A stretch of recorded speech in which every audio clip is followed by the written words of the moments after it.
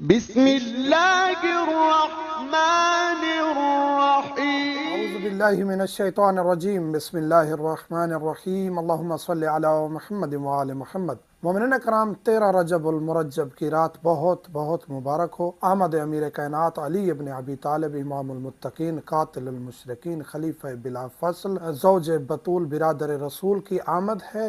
عید کی رات ہے، جشن کی رات ہے۔ 13 رجب ویسے ہی بہت فضیلت کی رات ہے کہ لیالی بیض شروع ہو رہی ہیں، اور یہ آمد امیر کائنات کی وجہ سے ہی ان راتوں کو برکت ملی، دھرتی کو برکت ملی، کعبہ کو برکت ملی۔ امیر کائنات کی آمد کی برکات ہیں جن کو ہمیں سمیٹنا چاہیے۔ یہ بات تو یہ ہے کہ 13 رجب کا روزہ رکھنا ہے۔ 13 رجب کا روزہ، 14 کا روزہ، 15 کا روزہ، 3 روزے، ان کی بہت زیادہ تاکید ہے۔ 13 کی رات، 14 کی رات، 15 کی رات، یہ لیالی بیض ہے، بیض کی راتیں، سفید راتیں۔ اور پھر جو لوگ عمل ام داؤد کرنا چاہتے ہیں، عمل ام داؤد کی علیحدہ سے تفصیل، فضائل اور اس کے طریقہ ہم بتائیں گے، کے لیے بھی 13، 14 اور 15 کا روزہ رکھنا ضروری ہے۔ پھر وہ 15 کے دن عمل ام داؤد کریں گے۔ آج جو عمل ہے وہ یہ ہے کہ ایک تو روزہ رکھنا ہے، دوسرا یہ ہے کہ 13 کی رات آپ نے 2 رکعت نماز پڑھنی ہے، جیسے آپ نماز فجر پڑھتے ہیں 2 رکعت 13 رجب کی رات کی، قربتاً اللہ۔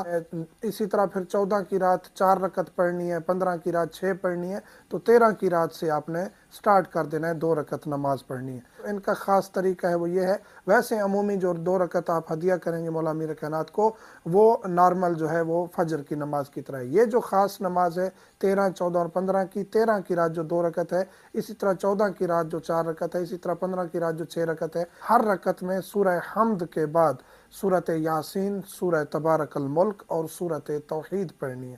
اور اس کے بعد امام جعفر صادق علیہ الصلوۃ والسلام فرماتے ہیں، جس نے یہ عمل کر لیا اس نے تینوں مہینوں کی، یعنی رجب، شعبان، رمضان کی فضیلت کو سمیٹ لیا، اس کے سارے گناہ معاف ہو جائیں گے اور اس کی تمام جو ہے اعمال اس میں اضافہ کر دیا جائے گا، گناہ سارے معاف ہوں گے سوائے شرک کے۔ شرک جو ہے وہ معاف ہونے والا گناہ نہیں ہے۔ اسی طرح پھر اس رات اور 13 کے دن جو ہے وہ خوشی منائیں، ذکر اہل بیت کریں، ذکر امیر کائنات کریں، مومنین کو دعوت دیں، مومنین غریبوں کو، مسکینوں کو، مستحقین کو اچھا کھانا کھلائیں، اچھے کپڑے پہنائیں، ان کو مبارکباد دیں۔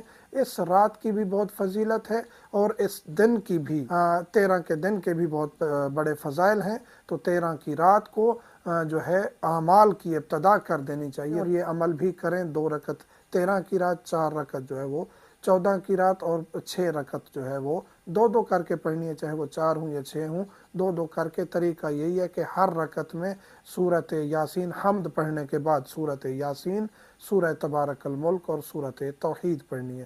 یہ 13 رجب کی رات کے اور دن کے اعمال ہیں۔ 13، 14 اور 15 کے بھی ہم نے اعمال ڈسکس کر دی ہیں۔ 15 کی رات کے بہت زیادہ فضائل ہیں اور 15 کے دن کے بہت زیادہ اعمال ہیں، اور عمل ام داؤد بھی ہے۔